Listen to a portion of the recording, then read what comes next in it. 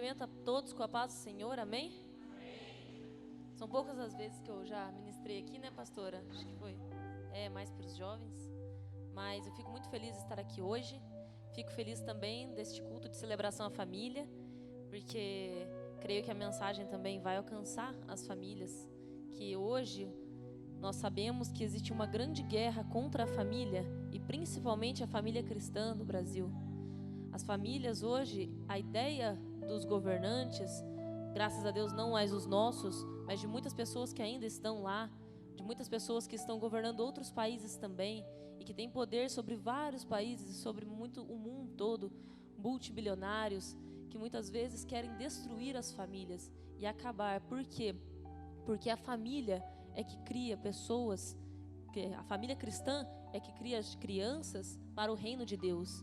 É que cria, famílias é que são fortes, famílias é que se desenvolvem. E as famílias, elas são como que um adversário para as ideias dessas pessoas. Elas querem destruir para que nós enfraqueçamos e nós não conseguimos continuar na nossa fé. Porque assim é muito mais fácil de dominar um povo. Com famílias fracas, é muito mais fácil os governantes dominarem o povo. Porque qualquer coisa vai convencer. Um jovem que ele não tem uma família forte, qualquer coisa o convence. Qualquer outro amiguinho, qualquer professor que fala alguma coisa na cabeça dele, convence ele. Porque ele não tem base. Ele não entende da onde vem aquela fé, da onde que vem aquelas coisas, aquele conhecimento, aonde ele deve procurar um respaldo, que é em Cristo. Porque a Bíblia diz que Jesus é o caminho, a verdade e a vida, e que ninguém vai ao Pai senão por Ele. Se Ele é a verdade, é nele que está todas as coisas. Se Ele é o caminho, é por Ele que nós temos que chegar nas coisas que são a verdade. E esses jovens, adolescentes, adultos e até idosos, hoje acabam que procuram caminhos diversos e que acabam se perdendo. Por isso é tão importante nós termos esse culto de celebração à família, esse culto que fortalece a família, que as famílias venham até a igreja e não só no domingo, mas sempre estejam se reunindo para louvar e agradecer a Deus, para ensinar os princípios de Deus aos componentes da família. E é importante que venham aqui celebrar. Eu quero que os irmãos abram no livro de Mateus, capítulo 5. Aqui, Mateus está escrevendo sobre o Sermão no Monte. São 5 grandes sermões que foram escritos.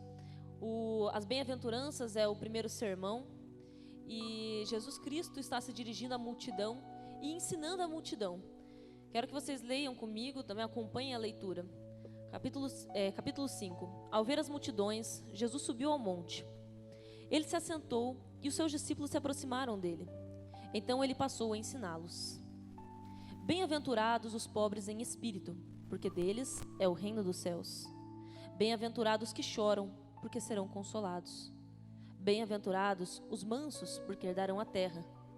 Bem-aventurados que têm fome e sede de justiça, porque serão saciados.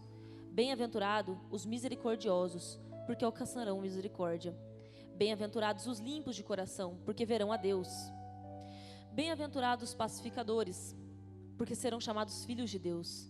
Bem-aventurados os perseguidos por causa da justiça, porque deles é o reino dos céus.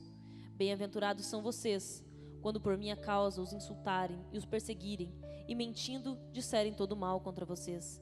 Alegrem-se e exultem, porque é grande a sua recompensa nos céus, pois assim perseguiram os profetas que vieram antes de vocês. Aqui, Jesus, nas bem-aventuranças, Jesus começa dizendo do final. Na verdade, ele começa do final. Ele começa dizendo que nós seremos felizes. A palavra bem-aventurado, a da origem, ela quer dizer que serão felizes. Então, bem-aventurados. Então, ele sempre começa do final. Por que do final? Qual que é o nosso final, o nosso destino, a nossa esperança final? A felicidade. Em todos os dias da vida, todo dia que acorda, todo dia que faz alguma coisa, toda hora que faz algo, está buscando o que naquilo? Felicidade. E Jesus, ele começa daí, ele começa dizendo, felizes serão, bem-aventurados. E a primeira bem-aventurança que Jesus diz é que os pobres de espírito, porque deles é o reino dos céus. E é interessante até, antes de entrar na primeira, lembrar que assim, os homens são diferentes dos animais. E é interessante pensar nisso, porque os animais, eles não buscam felicidade. Eles não têm esse drama da busca pela felicidade. Eles não têm essa ideia de que assim, e se minha vida não der certo? Eles não pensam isso, porque animal não pensa. Os seres humanos sim. Os seres humanos, nós pensamos. E esse é o drama, geralmente, das pessoas. Que o quê? Qual é o drama? Será que está dando certo? Será que eu estou fazendo certo? Será que vai dar certo isso aqui? Será que eu vou ser feliz assim? Será que se eu agir desse jeito vai dar certo? Será que se eu abrir esse negócio vai dar certo? Tudo gira em torno disso. Por isso que Jesus aqui ensina a como se chegar a talvez essa felicidade. Como chegar a essa felicidade? Por que eu incluí o talvez ali? Porque a felicidade plena nós encontraremos nos céus. Mas existe um início da felicidade aqui na terra. Com certeza existe. É como alguém quando está doente. Quando alguém está doente, tem lá um diagnóstico terrível que é uma doença que pode matar. E a pessoa está no hospital e de repente vem uma notícia. Pode ser que ela sobreviva. Foi encontrado um diagnóstico bom aqui, um remédio bom, um novo tipo de tratamento. O que nós sentimos naquele momento? O início da felicidade. Nós sentimos um gostinho. Nossa, pode ser que, dê certo. E é isso aqui que Jesus ele está explicando aqui. Tanto é que no final ele diz assim: bem-aventurados os perseguidos por causa da justiça, porque deles é o reino dos céus. Por que eles são bem-aventurados? Porque deles é o reino dos céus. Aonde que nós vamos encontrar toda a felicidade que nós podemos enxergar? Felicidade plena nos céus.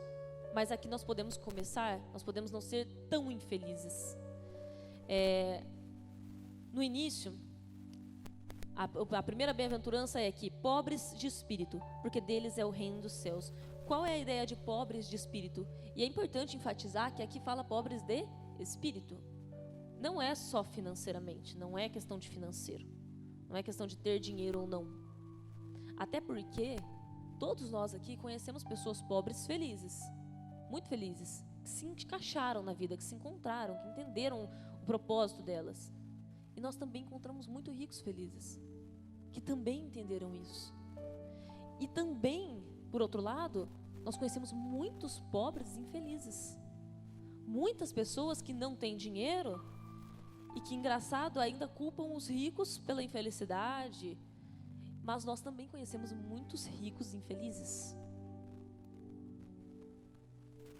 Então, por quê? Da onde vem essa felicidade?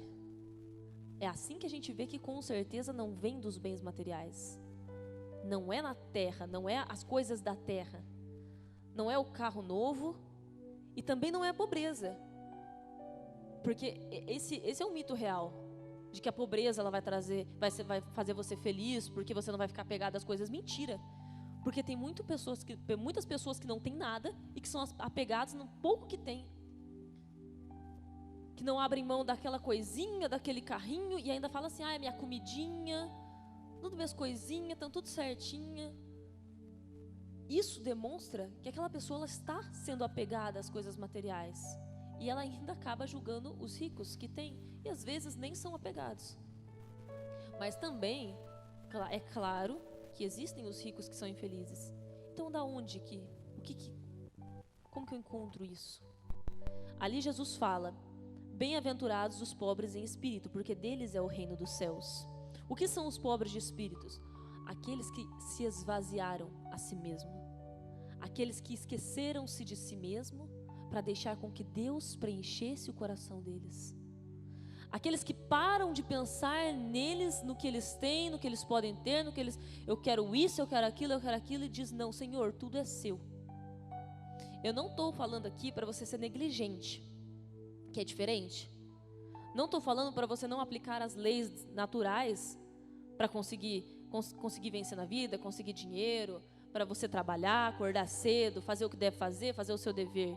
Isso é básico, é claro que nós devemos fazer isso, mas o nosso intuito, o nosso fim não é aqui. É isso que nós devemos ter em mente. Quando ele fala que nós devemos ser pobres em espírito, não colocar a felicidade nas coisas daqui. Sermos humildes, imitadores de Jesus Cristo, que mesmo diante de toda a sua glória, esvaziou-se a si mesmo e morreu numa cruz por aqueles que são mais pecadores, que são os piores pecadores. Sabe por quem que Jesus morreu? Jesus morreu por aqueles soldados que estavam crucificando ele. Jesus morreu por essas pessoas. E nós? O que nós temos feito? Alguém fala mal da gente, pronto, acabou o mundo. E agora, o que eu faço? Falaram mal de mim. Eu tenho que tirar satisfação. Quando prenderam Jesus naquela cruz, o que Jesus fez? Falou, não, eu tenho que tirar satisfação. Que onde já se viu, Deus, Pai, o que é isso? Está deixando, vai prender eu? Não, é lógico que ele não falou isso. Ele sabia o que ele devia fazer. Ele sabia qual era o propósito dele aqui na terra. Ele sabia que era ali que ele tinha que estar, que era aquilo que ele tinha que fazer.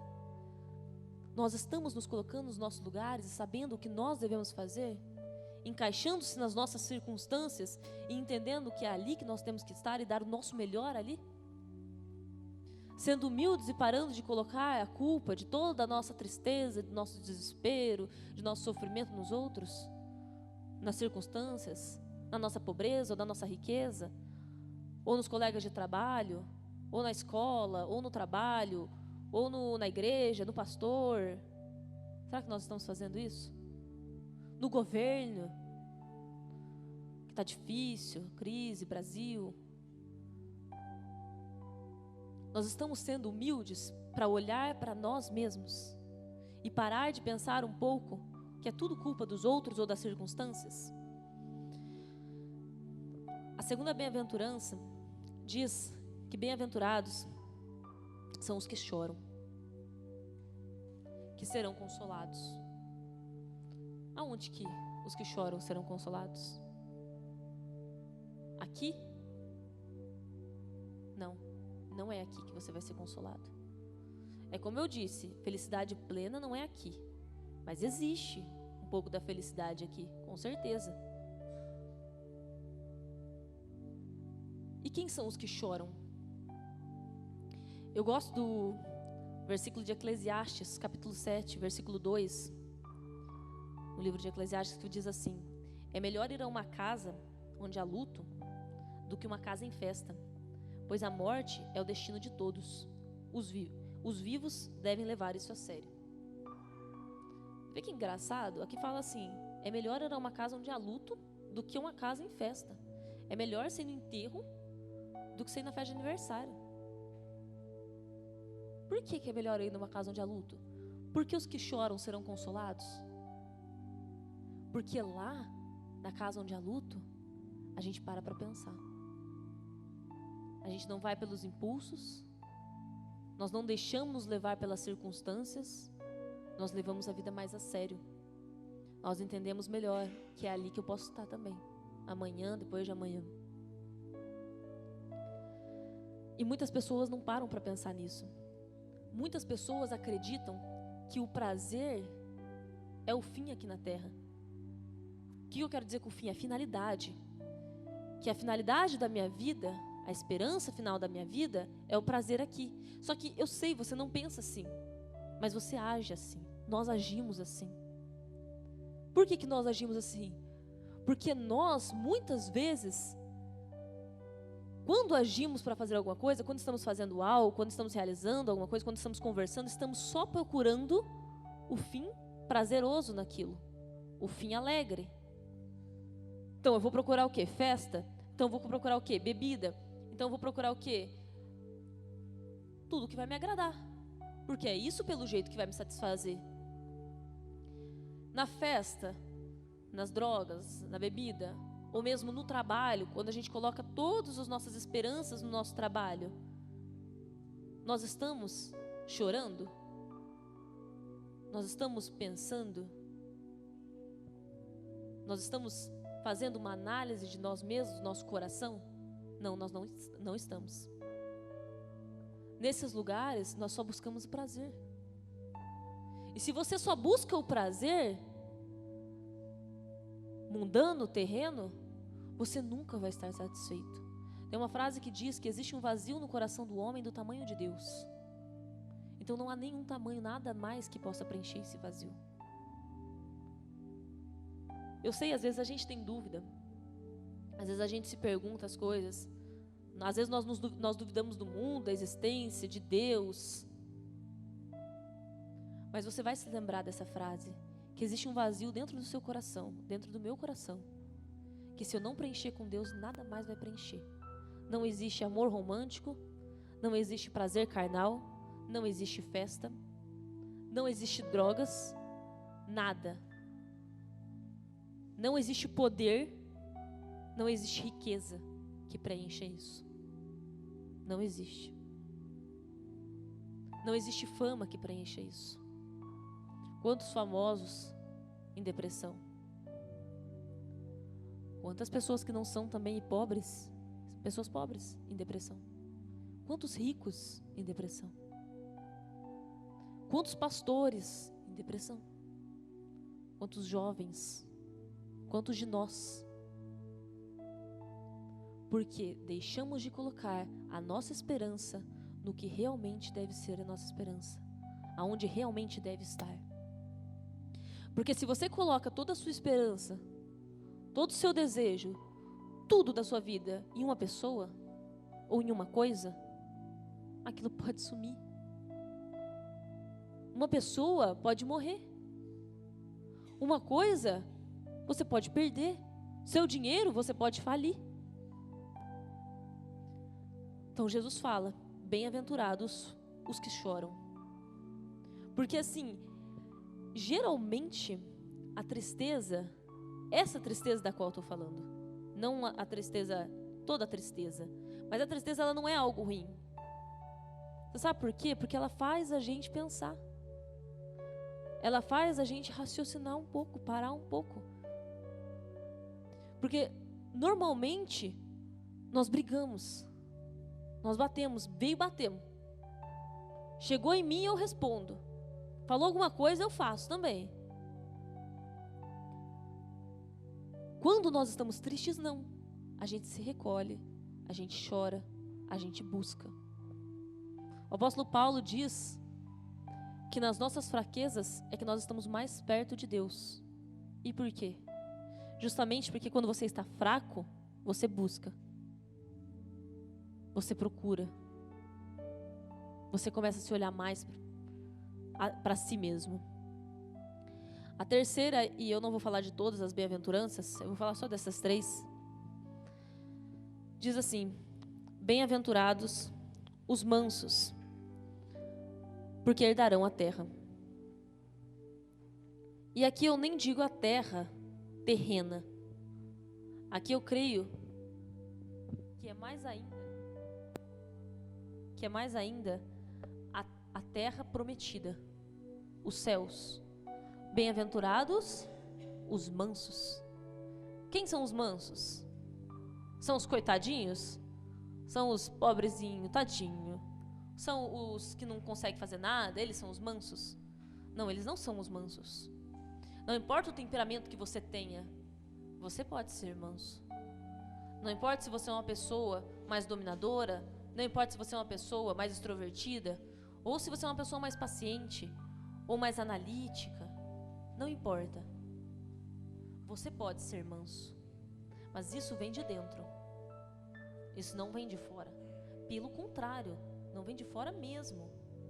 Porque o exterior, normalmente, vai pedir que nós sejamos irados, irascíveis, que nós façamos coisas erradas, que nós reagimos impulsivamente às situações.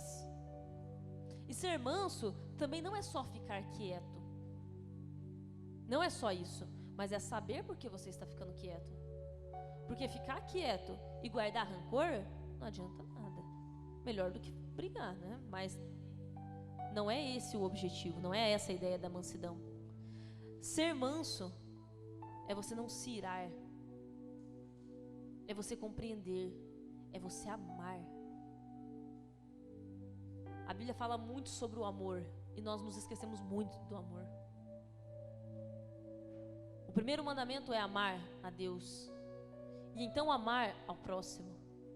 E Jesus fala que não só como a nós mesmos, mas amarmos como Cristo amou a igreja. Paulo fala, a ponto de entregar a sua vida por eles. Nós estamos amando os nossos irmãos, nós estamos sendo pacientes e mansos, como nos é pedido para que sejamos como Cristo. Nós estamos imitando a Cristo. Eu gosto de fazer essas perguntas. Você sabe por quê? Porque hoje essa modernidade, ela trouxe uma vida tão corrida pra gente, pastora, que a gente não para pensar. A gente não para nem para ouvir alguém. Tá tudo muito rápido. Eu sou nova, mas eu lembro de quando não tinha celular. Eu lembro de quando não tinha celular fácil assim. Eu lembro de quando não existia WhatsApp, Facebook, Instagram, internet, essas coisas. Em casa, a gente foi ter internet, eu tinha 12 anos. Eu sou bem nova, mas de qualquer forma, eu lembro. Já era corrido, mas hoje as pessoas querem resposta assim. Querem que tudo venha rápido. Querem que tudo aconteça logo e do jeito delas. Não querem ter paciência, não querem amar, não querem olhar para o próximo, não querem parar para pensar na vida e na sua própria vida. Porque é mais fácil você estar ocupado com as coisas e se esquecendo de Deus. É claro que é mais fácil. É mais fácil quando você coloca meta o dia inteiro, coisa o dia inteiro para você fazer, nada relacionado à sua vida espiritual. Você fica ocupado o dia inteirinho com coisas materiais. Você deita, dorme, descansa, acabou, acorda e vamos de novo. Uma hora, isso cansa, estressa, angustia, desespera. Existem estudos que falam sobre a relação do estresse com as tecnologias, com essa correria toda. Nós precisamos estar agindo, produzindo, fazendo as coisas, fazendo o que devemos fazer, como eu já disse. Mas isso não impede que você e eu paremos um pouco. Tiremos 30 dias do dia, 30 minutos do dia, para orar um pouco e depois pensar, analisar. No final do dia, será que eu fiquei irado hoje? Será que eu fui manso hoje? Será que eu me deixei levar pela cobiça hoje? Será que eu fui preguiçoso? O que eu fiz hoje pareceu com Cristo? Pareceu como Cristo agia? E olha só, eu gosto também de uma frase que diz assim, que nós devemos ser intransigentes, não com as pessoas, mas com as ideias equivocadas e apenas para as coisas fundamentais. Nós devemos ser intransigentes, não com as pessoas, mas com as ideias equivocadas e apenas para as coisas fundamentais. Por quê? Não é com as pessoas que você deve ser intransigente, ignorante. Não, eu tenho que colocar minha posição, eu tenho que fazer do meu jeito, eu vou me irar, eu vou me enervar. Eu vou fazer justamente o que Jesus aqui na terceira bem-aventurança falou para não fazer. E daí você espera a felicidade assim, e é verdade. Porque esse desejo de responder às pessoas à altura, esse desejo de fazer o que não deve, geralmente, ele está atrelado com a ideia de que você vai ser feliz depois disso. Eu vou ser feliz, eu vou estar resolvendo. Eu não posso deixar passar. Será que esse é o amor que Jesus pediu para que a gente tenha?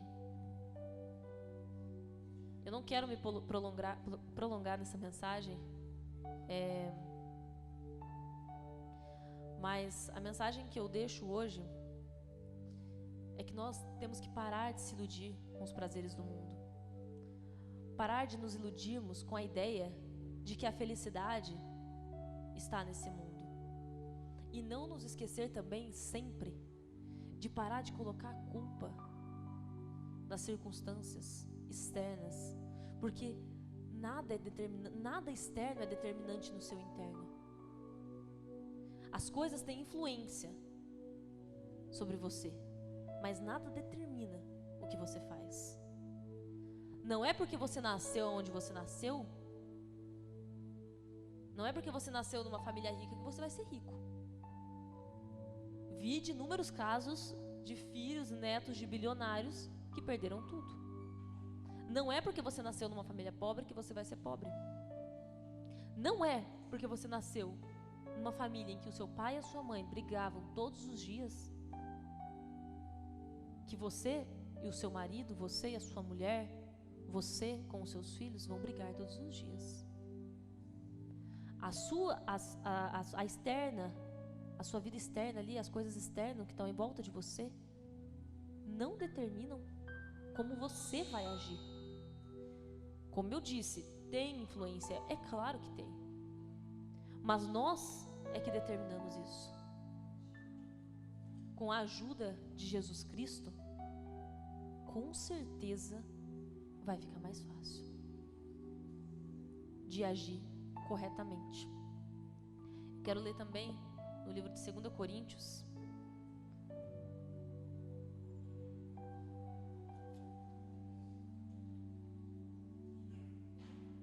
antes de 2 Coríntios, eu vou ler em Gálatas 5, para finalizar a terceira bem-aventurança. Gálatas 5, 22 diz assim: mas o fruto do Espírito é amor, alegria, paz, longanimidade, benignidade, bondade, fidelidade, mansidão, domínio próprio. Contra estas coisas não há lei. O terceiro mandamento diz para que nós sejamos mansos, porque herdaremos a terra. Gálatas 5:22 diz que o fruto do Espírito, um deles é o domínio próprio. Como que nós conseguimos ser mansos? Quando nós conseguimos dominar a nós. E esse é um dos frutos do Espírito. O domínio próprio, o domínio sobre o meu corpo e sobre as minhas atitudes é um fruto do Espírito. Quando você consegue dominar, controlar a sua língua, controlar as suas atitudes, quando você consegue controlar isso, você já está num belo de um caminho. E o restante das bem-aventuranças, essas 3, se você conseguir, você já iniciou bem. Essas 3 são como uma base. Agora eu quero ler em 2 Coríntios, capítulo 5, versículo 17.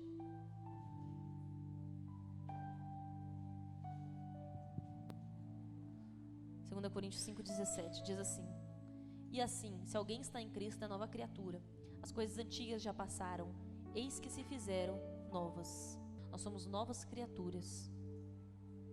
E uma nova criatura deixa tudo de velho para trás. Uma nova criatura em Deus é aquela que tem o Espírito Santo dentro dela. Então ela não deixa que o temperamento dela determine as atitudes dela. Ela não deixa com que o fato dela ser uma pessoa um pouco mais, que domina mais, que ela passe por cima das outras. Ela não permite que só por ela ser mais calma, mais paciente, os outros também passem por cima dela, destruindo a vida dela emocional e também espiritual. Ela não deixa que o ambiente em volta dela determine quem ela vai ser, mas ela faz com que o Espírito Santo de Deus e Jesus Cristo determine quem ela vai ser.